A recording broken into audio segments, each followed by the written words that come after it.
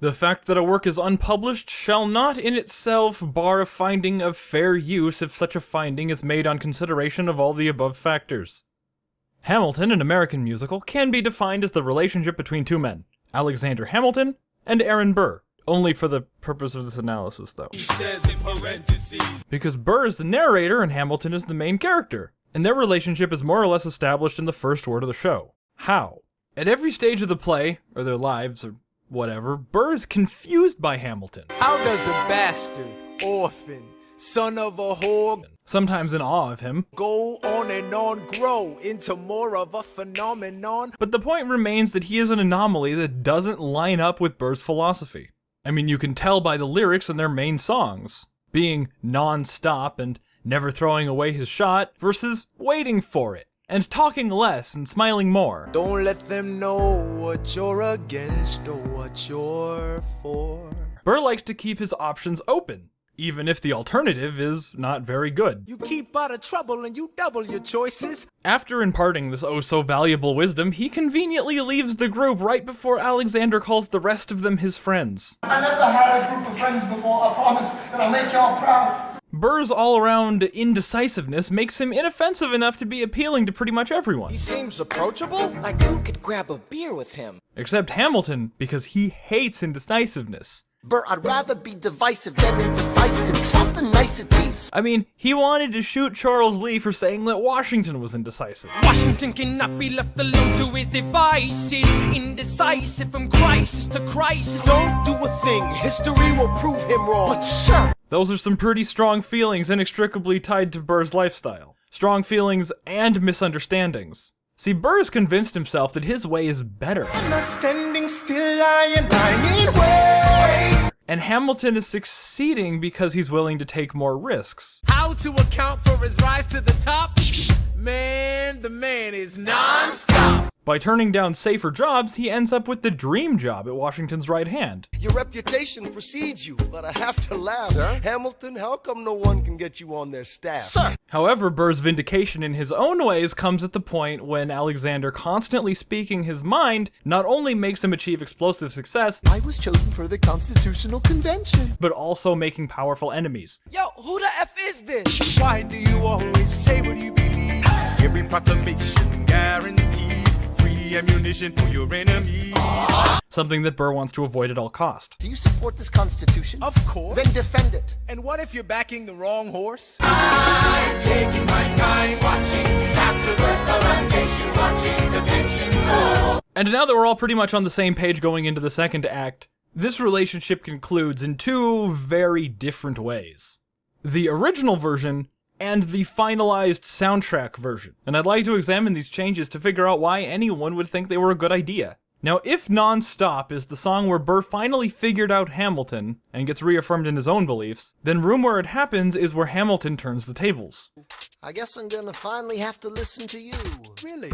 Trying Burr's method out and basically making a complete fool out of all of his enemies. You got more than you gave. And I wanted what I got. This is the inciting incident that causes their entire relationship to go downhill, I'm chasing what I want, and you know what?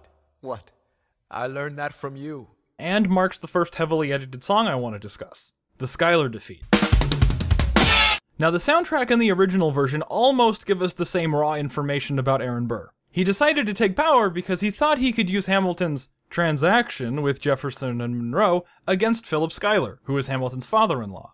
Which I will point out is something that Burr didn't fully understand. No one really knows how the game is played, the art of the trade, how the sausage gets made. The whole point of Room Where It Happens is that Burr wants to be in that room so he can understand what's going on. We dream in the dark for the most part. I've got to be in the room. And have more information to use against his opponents. Do you promise not to tell another soul what you saw? No one else was in the room where it happened. Is that a yes?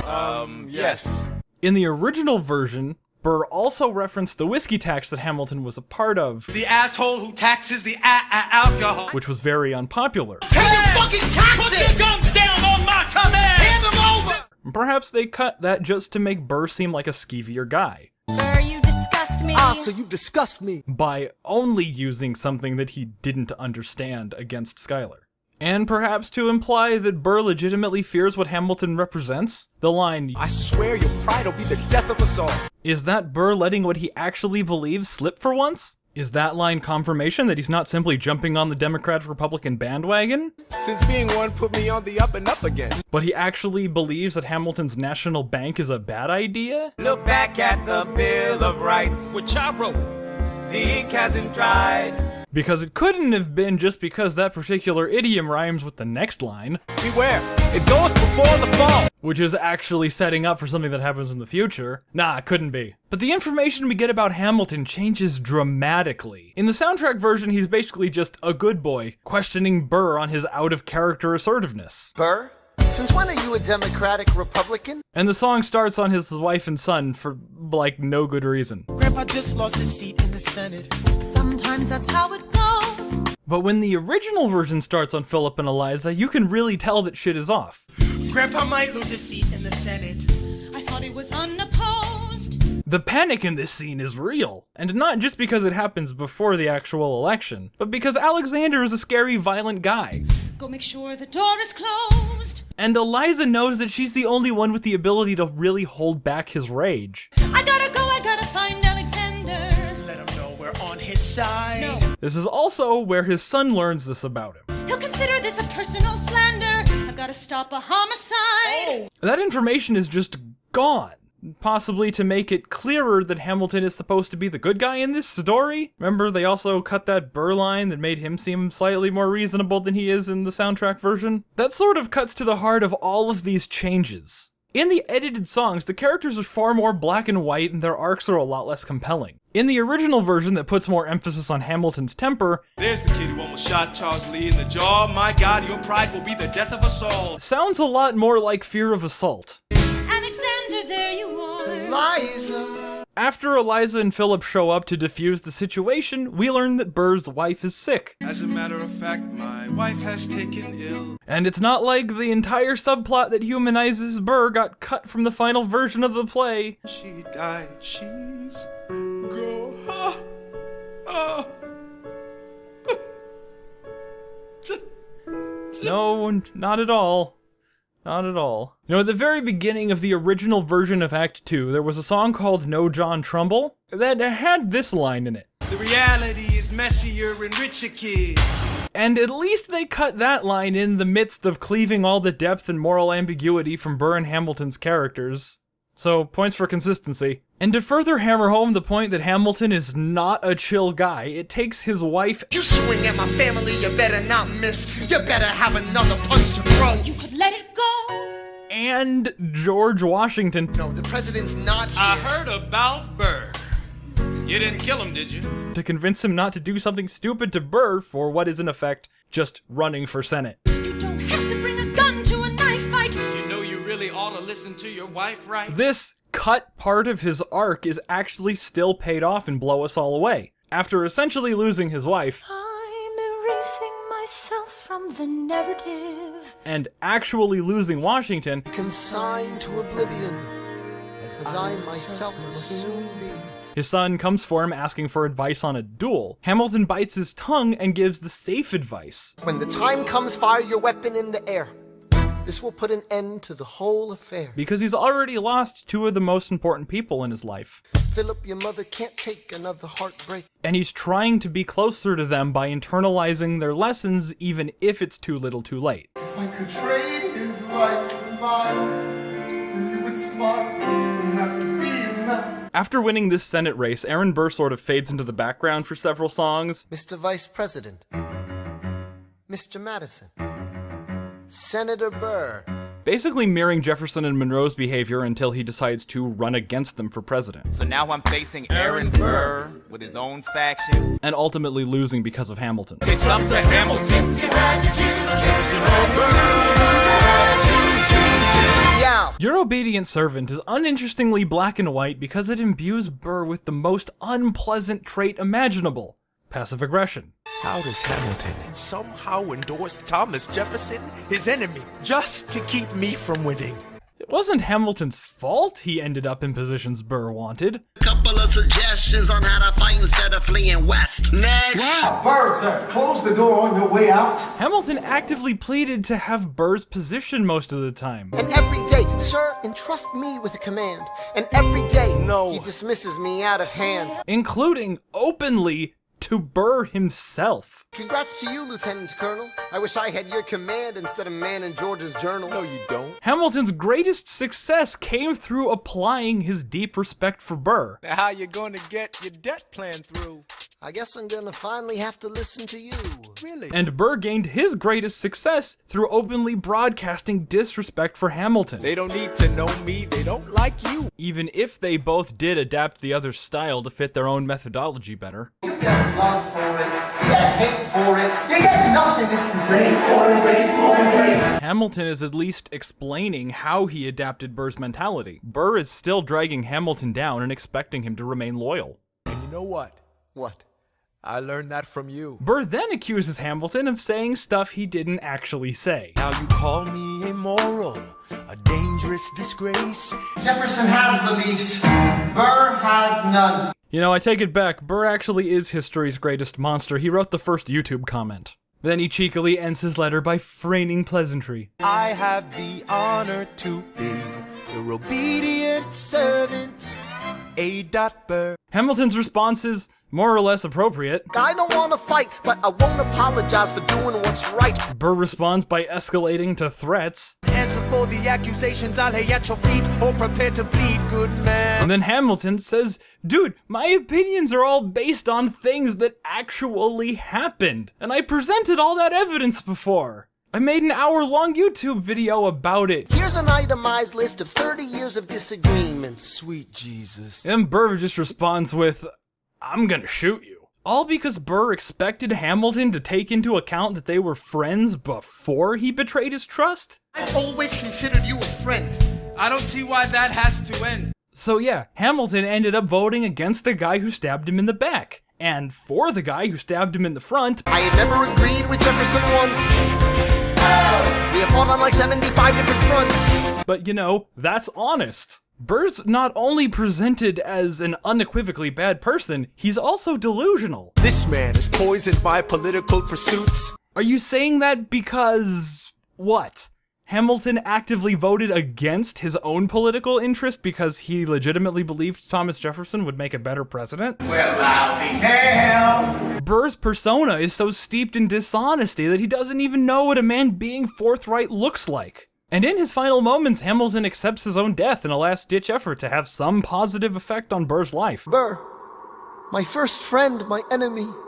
If I throw away my shot, is this how you remember me? I mean, one, by sparing it, and two, by teaching him a valuable lesson about not killing people who disagree with you, I suppose. I mean, good advice to live by. Burr doesn't even look at it that way. He may have been the first one to die, but I'm the one who paid for it. Now I'm the villain in your history. You know what would have given that line a lot more weight? If the events leading up to it were presented with some degree of moral ambiguity.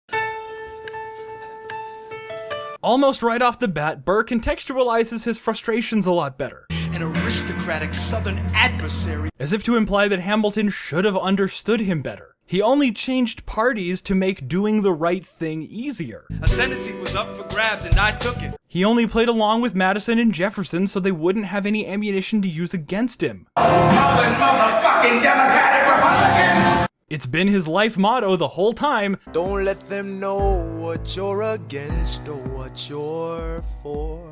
So Hamilton obviously knew what Burr was planning and just voted against him out of spite, right? And keep me from being elected.